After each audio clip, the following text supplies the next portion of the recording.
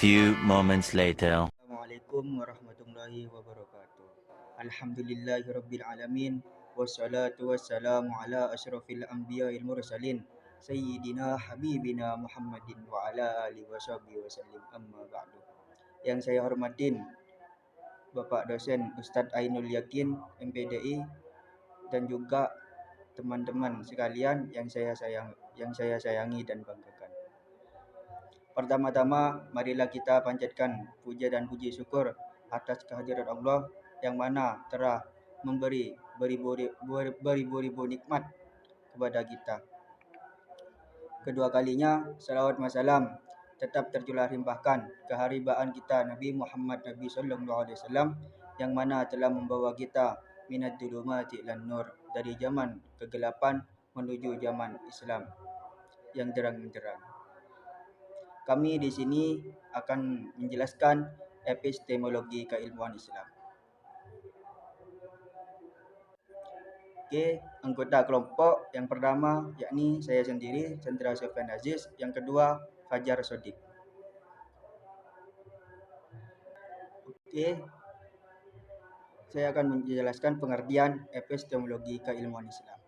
Secara bahasa, epistemologi berasal dari kata Yunani, yaitu episteme atau pengetahuan. Secara istilah, epistemologi ialah cabang filsafat yang membahas tentang sumber hukum, metode, dan validitas pengetahuan.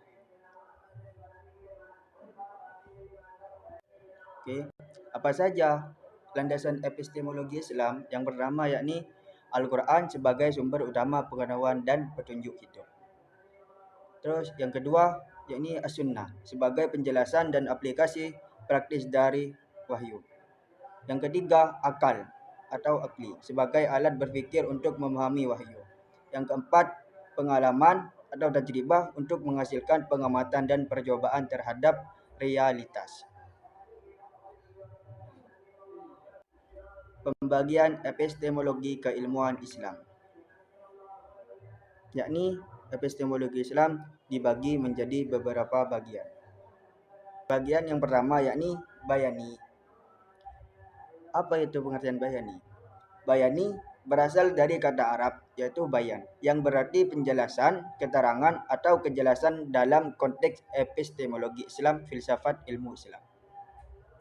Dalam penjelasan lain juga ada, bayani adalah cara berpikir atau metode memperoleh pengetahuan yang bersumber dari teks wahyu, yaitu Al-Quran dan hadis, serta kaidah bahasa Arab untuk menjelaskan makna hukum dan ajaran agama. Dengan kata lain, epistemologi bayani menekankan penalaran berbasis teks dan bukan hasil eksperimen atau intuisi pribadi. Jadi, bayani ini lebih berbasis ke hukum dan mengambil kaidah dari Quran dan hadis. Ciri-ciri dan contoh bayani. Ciri-ciri bayani yang pertama yakni bersumber dari Al-Quran dan hadis. Yang kedua, menggunakan logika, bahasa, dan kaidah syarat. Yang ketiga, tujuannya menemukan hukum dan makna yang benar.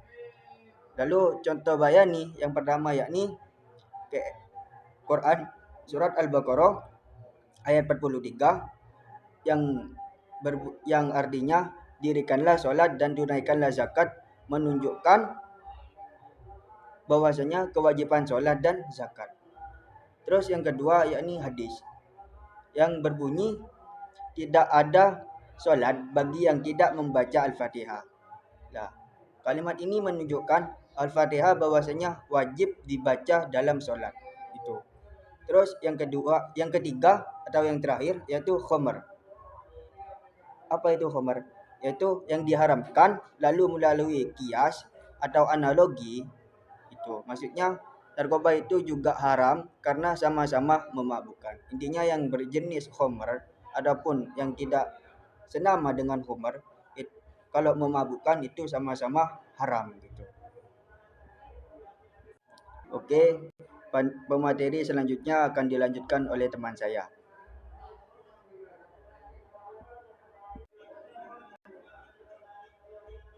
Baik, di sini saya akan menjelaskan irfani dan burhani. Irfani secara bahasa berasal dari kata irfan yang berarti pengetahuan melalui intuisi atau pengalaman batin.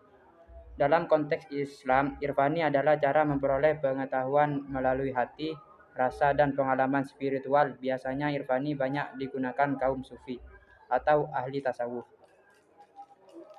Sedangkan burhani berasal dari kata burhan yang berarti bukti, argumen, atau rasionalitas logis. Dalam studi Islam, burhani adalah cara ulama memperoleh pengetahuan melalui akal dan logika yang rasional. Ciri-ciri dan contoh irfani. Ciri-ciri yang pertama adalah berdasarkan pengalaman spiritual seperti zikir, kasif, dan ilham. Ciri-ciri yang kedua yaitu digunakan dalam tasawuf dan filsafat mistik Islam.